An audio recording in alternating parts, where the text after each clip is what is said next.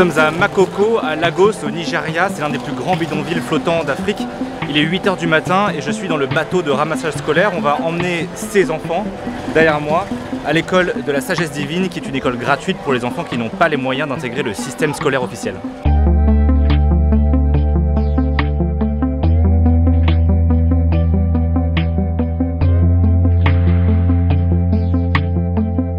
Ici à Makoko, il y a près de 200 000 personnes qui vivent dans des conditions extrêmement difficiles, avec moins d'1 euro par jour et par personne. Et dans ces conditions, la plupart des enfants ne vont pas à l'école parce que ça coûte de l'argent et ce n'est donc souvent pas la priorité des parents.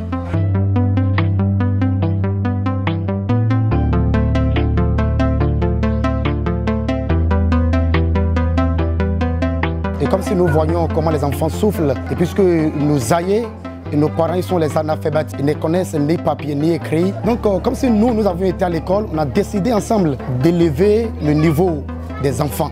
On a créé cette école depuis l'année 2019. On a créé parce que bon nombre parmi des enfants sont à la maison qui ne sont pas inscrits à l'école. Au moins 80% d'enfants sont à la maison. Et là, on a décidé de prendre la pirogue pour les chercher de les maisons et on les ramène à l'école, on les enseigne en anglais et en français. L'éducation est très importante à ces enfants de Makoko. Pourquoi? Et parce que si nous voyons le monde, la mondialisation est centrée aujourd'hui sur l'éducation. Les parents ils ne connaissent rien à part la pêche.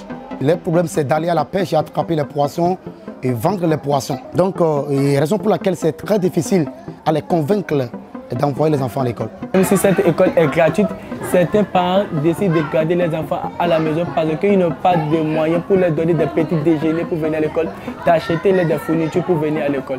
C'est pour ça qu'ils gardent les enfants à la maison. Et nos parents, ils ont tendance à envoyer plus de garçons que de filles à l'école. Parce que selon eux, envoyer une fille à l'école, ils pensent que c'est de jeter l'argent par la fenêtre. C'est les garçons qui sont les héritiers du foyer.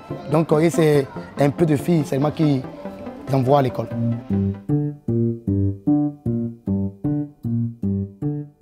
Ce problème d'accès à l'éducation a encore empiré depuis le début de la pandémie de Covid-19 parce que le ralentissement économique a jeté des dizaines de millions de personnes dans l'extrême pauvreté à travers le monde.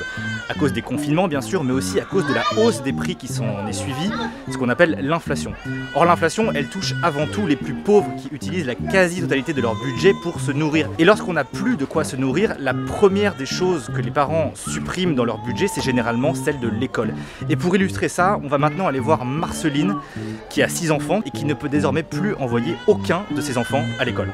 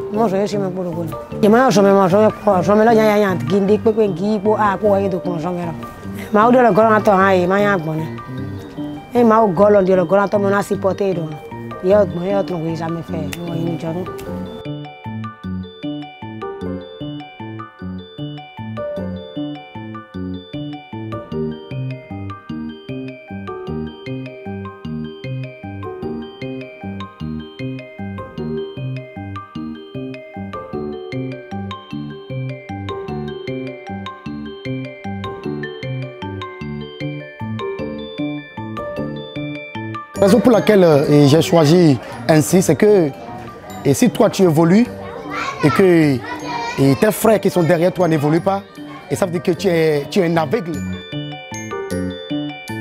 Cette question de l'éducation des plus pauvres est une question fondamentale. C'était déjà le cas avant la pandémie de Covid-19, mais c'est encore plus vrai maintenant parce que des dizaines, voire des centaines de millions d'enfants partout à travers le monde sont en train de voir leur avenir leur échapper.